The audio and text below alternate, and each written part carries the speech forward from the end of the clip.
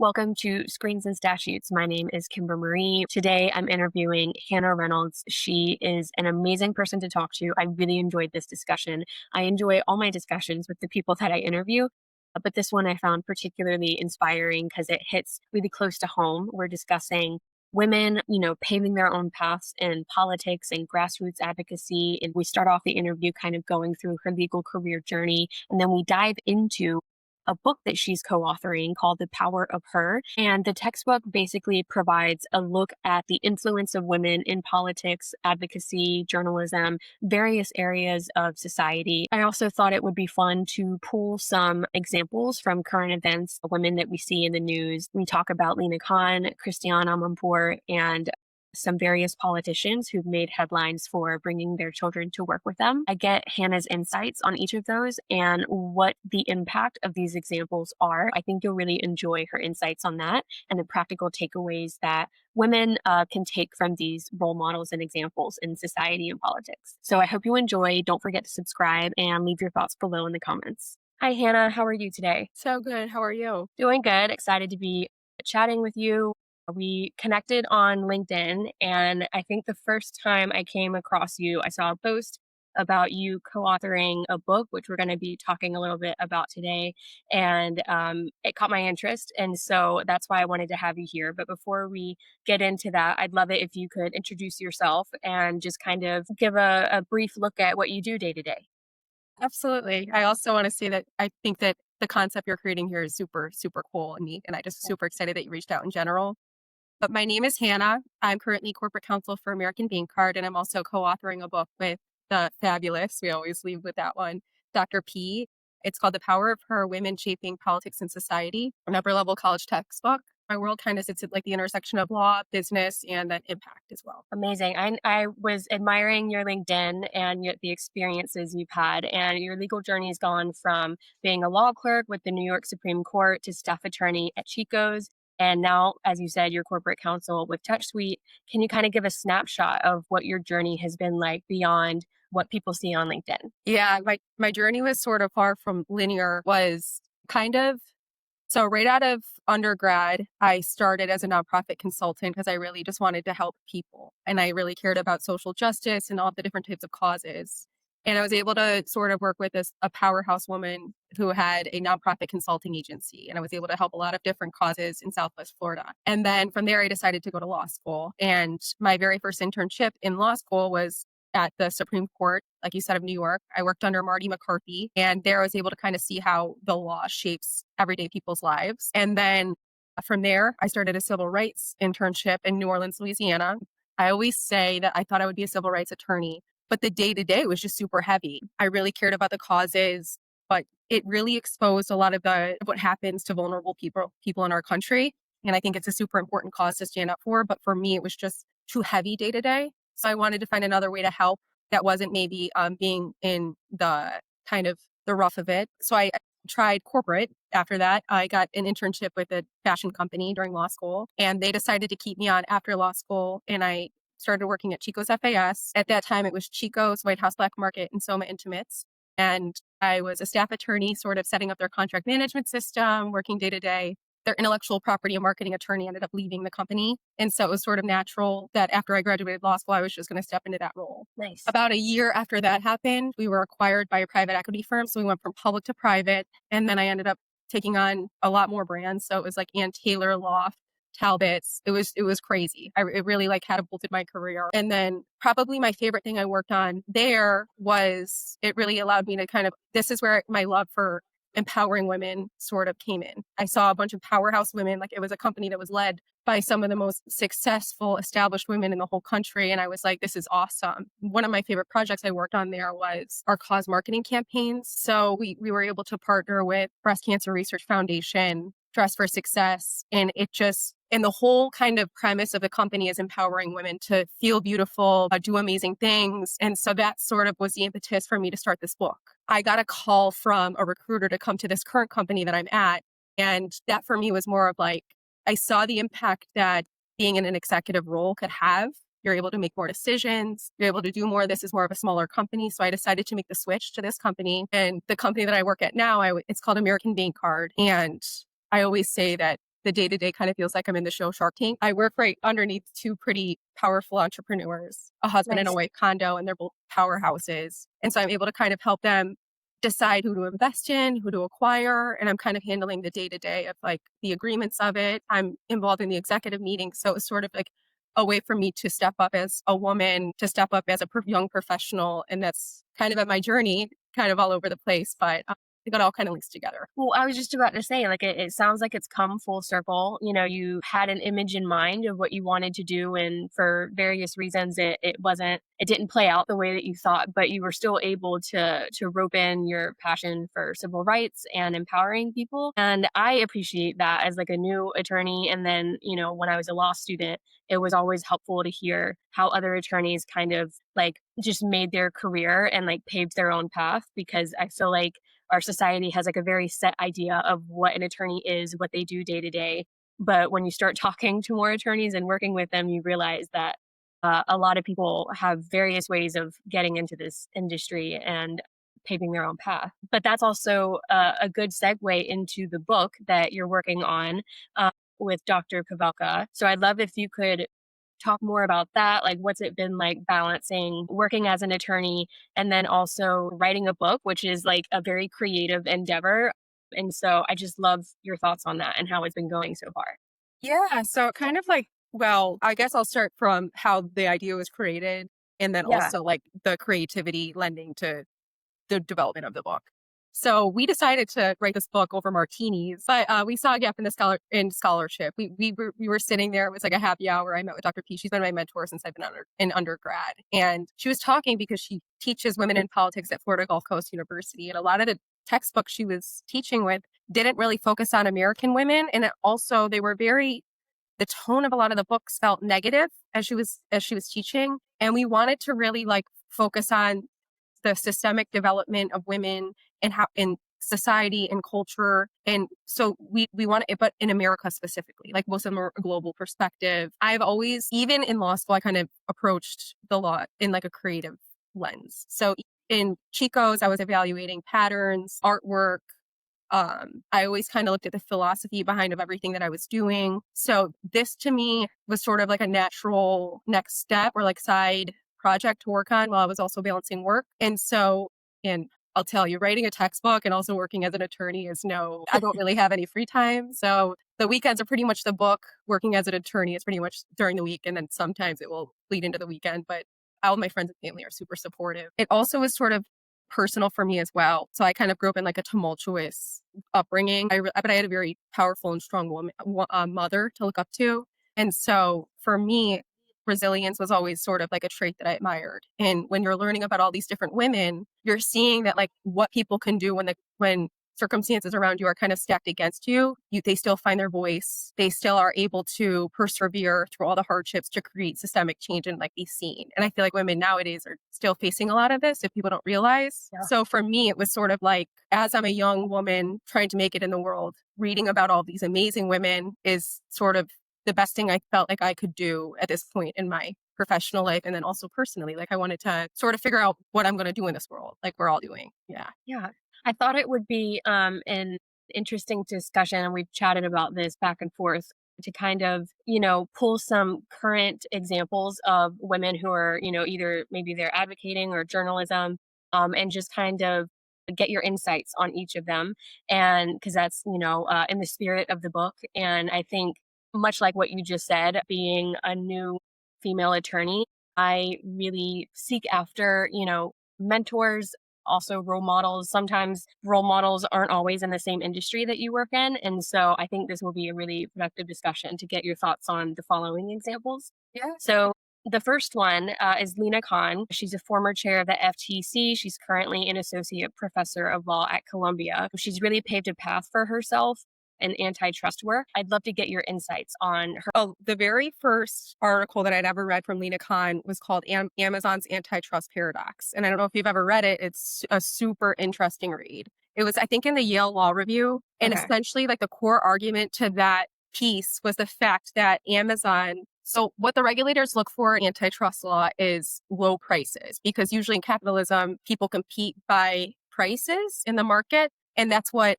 sort of pushes for innovation, all these other things. And Lena Khan's core argument and that piece is the fact that you can't just look at prices in modern America anymore because Amazon's creating this monopoly by controlling not only prices, but also the market, the data, and the infrastructure that people are even selling. And most Mm. people don't, and it's actually a super prolific and it's a super awesome argument that people don't even know about.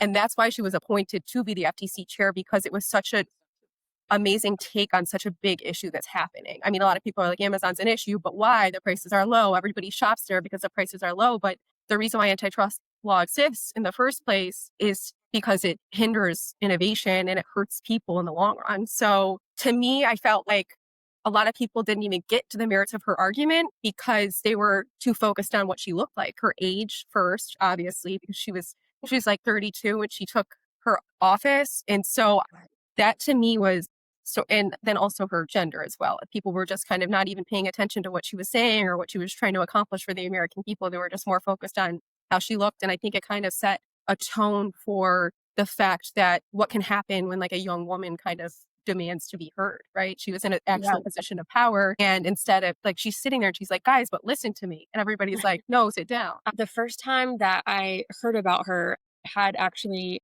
this was the summer before my final year in law school. Internship was in data privacy, and I was like reviewing cases through the FTC. I didn't know much about her before then, honestly, and any sort of, I guess, like predisposition I had before that internship, I felt like I had always heard about her in a negative light. Like it, not that she was like a bad person, but never almost like she was a nuisance, you know? And then whenever I started actually like diving into these cases and understanding more about that area and then who she was, like I'm impressed with her, you know? And so it's interesting how powerful the way that we talk about women, especially in positions of power, because it doesn't take much to kind of create that first impression, especially for other people where they are not steeped in that day to day knowledge of what's going on in those areas. And so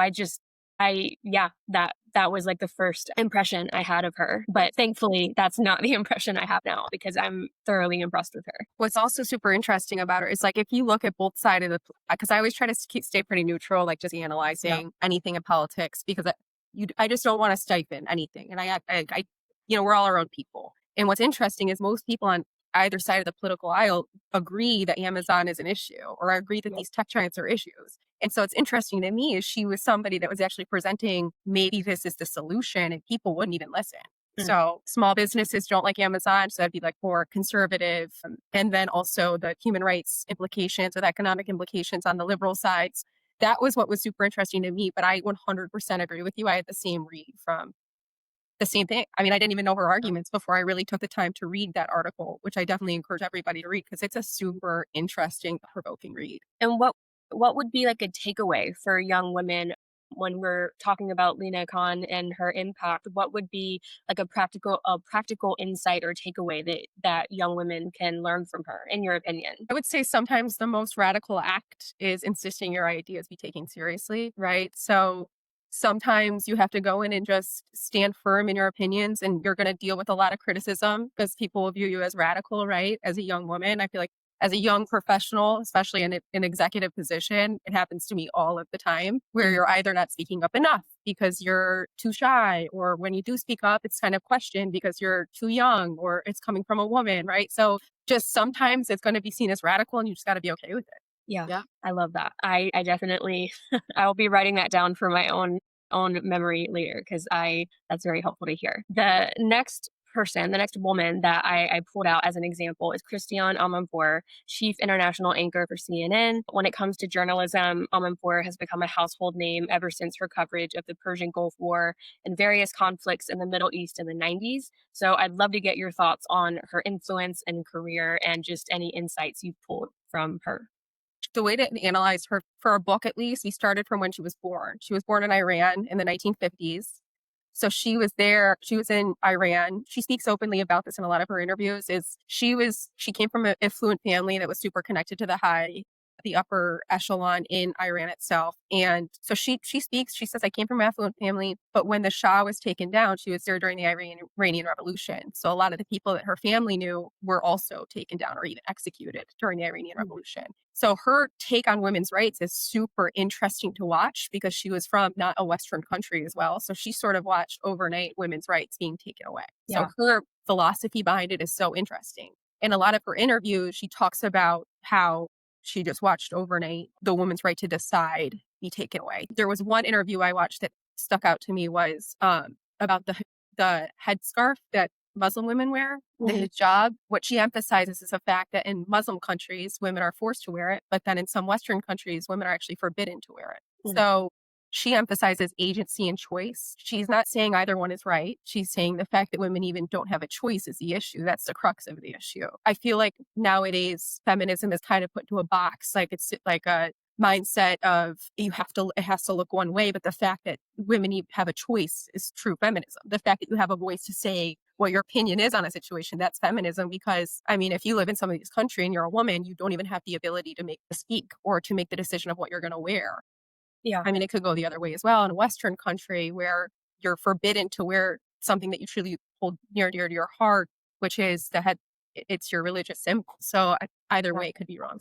That I know I kind of went into like a That's okay. yeah. Hearing that, it's such an interesting area because feminism, unfortunately, is like a very touchy subject. And particularly here in America, I obviously can't speak, globally, but I agree that I very much feel that people like to pigeonhole one another. And I've noticed on both sides of the aisle, it's not any one particular party, but it's very much my way or the highway kind of thinking when it comes to feminism. So it's either your feminism is right or wrong, and there's just no interest in nuance and trying to understand where those beliefs come from and what they're rooted in. And so hearing and knowing who Amanpour is and her background, it'll be interesting to dive into her career more and the influence she has regarding women's rights and just her nuanced take on that, because that's very much lacking in society today is nuance and actually not just looking at something superficially, like getting into the meat of it. Like we don't really do that as a society, as a community anymore. I'd love to know what you think a practical takeaway for young women or women of any age would be when looking at Amanpour's influence. Yeah, I think it's exactly what we kind of said, and reiterating it is the fact that feminism isn't a single political ideology or on the political spectrum. She really emphasizes the fact that it's about having the ability to make a choice because all over the world, it varies, obviously, that most women don't have the right to have a voice. If you look at statistics of like women serving in politics, we're trending in the right direction, right? But even if you compare our numbers to other Western countries, we're far behind. Yeah.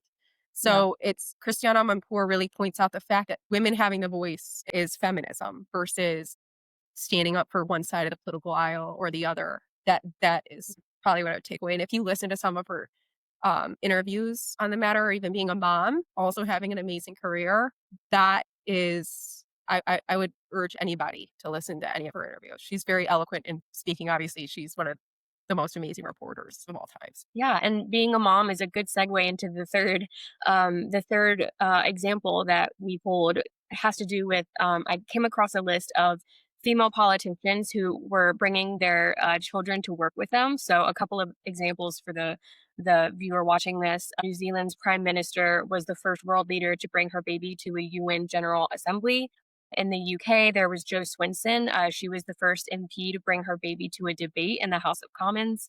And then Senator Larissa Waters actually breastfed her daughter during a vote in Australian Parliament. So I'd love to get your thoughts on those, the impact that these female politicians are having by doing this, and perhaps maybe the dual role that female politicians and women in general have to play when it comes to being a working woman, but also a mother. So any thoughts or insights you have on that, I'd love to hear. Yeah, I would. A lot of it, I feel like, is political symbolicism, right? So I feel like people sometimes take it literally and get really worked up about it, but most of the time they're just really being symbolic with what they're doing. I mean, obviously, you Yeah. have to take care of your child and also go to work as well. But the largest thing that I see when it comes to this, because I was recently writing the media chapter for our book. And this is, to me, it's how the media portrays women in leadership and women being mothers in leadership. And so I feel like one of the largest things that happen is for women, motherhood is sort of seen as a liability, whereas for men in politics, it's sort of seen as like a personality trait. And something that I thought that was interesting was that Elon Musk recently had a similar situation. So you're seeing this pop up in the media and like both sides of the aisle. Yeah. And it was the way that the media sort of portrays it, right? So when you see Jacinda Ardern and Joe Swinson being portrayed in the media, it kind of goes against their competence. Whereas Yeah. for Elon Musk, it's sort of like this quirky personality trait, like he's a goofball, but it doesn't minimize everything he's done. Right. You also see it for like Sarah Palin, for instance, when she ran for Mhm. president a couple of years back. The media sort of portrayed it as, will she even have time? Is she able to handle it? Is she going to be a distant mother? You judge it, you see it sort of everywhere. And then Obama, even, he was sort of applauded for being an amazing father to Malia and Sasha. So I that to me was sort of the largest takeaway. I don't really think that leadership should mean that a woman has to choose, right? I feel like being a young woman, I feel like sometimes I have to choose because Yeah. you're like, do I have the time to be a present mother? Do I have the time to be an amazing attorney? And you don't have to and do it all the time. So I think moving forward, we really need to look at it like the bigger picture. We're in modern America. Both people work. There's a way to do both. And like we also don't need to spin it. Like there's no way that like there's no right way. And I feel like if we're putting labels on people, we're minimizing what they're actually doing and we're missing the point. And we're not looking at them for what they can bring to the table. And we're actually stifling progress, right? Yeah. So that would be kind of my take on that. Yeah, and I think that also goes back to that superficiality that a lot of like us in general being consumers of media, but then also the media itself, kind of like what you were getting at. It's almost like creating an ad hominem fallacy to just only be talking about like Sarah Palin or Obama, for example. Like instead of getting to the meat of what they're doing, you're just kind of focusing on something that it's important. Raising a family is important, and certainly, has something to say about their values and like the way they conduct their life. But if we're talking about policies they're working on or political things they're working on, why are we distracted by this? And it's interesting to see how much more heightened that is when it's a woman, a mother in that role versus a man. It's just very interesting to see, the dynamics that play out in media, which you said very eloquently. So we're coming up on time. And at the end of every interview, I ask the same question. And so, in a world obsessed with disruption, what do you think we should preserve? And you can be as practical or philosophical as you'd like with this. Which I think is such a cool question, by the way, I will say. It's super thought provoking. And I feel like there are hundreds of things, right, I can think of off the top of my head, but it's authenticity for me is truly what I try to live my life by. And I Mhm. feel like all too often people try to fit into a box, like whether it be their identity, their career, or even movements like feminism, like we talked about. Being a feminist doesn't mean screaming in the streets with a picket sign anymore. Women had to do that in the past, right? They had no voice, Yep. right? Yeah, to really speak up. And so Yep. now it doesn't have to look like anything, right? I feel like Mhm. when you really want to make change or be disruptive, you have to be yourself. And that's how you create a lasting change. It's just showing up, being yourself, and living truly to who you are. And it doesn't have to look one way or another. Like you just said, every legal journey looks different. And when you really lean into who you are and your authentic self, I feel like that's how you're going to make the most disruption in the world. So I feel like people try to feel like to change systems, they have to do a certain way. They have to approach entrepreneurship a certain way.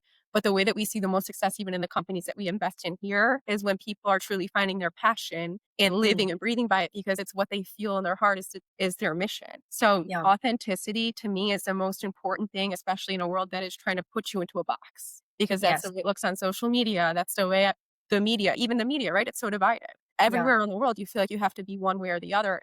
There is no right way. We all just are. So Yeah. authenticity for me would be the answer to that question. I love that. And you're living proof of that as well. You're paving your own path. You've been able to continue your work on empowering, women, people in general, roping in your passion for civil rights with your work in entrepreneurship and the corporate world. So thank you for sharing your insights today. This has been a really exciting discussion. Yeah, I hope we can chat again in the future. So thank you for being here.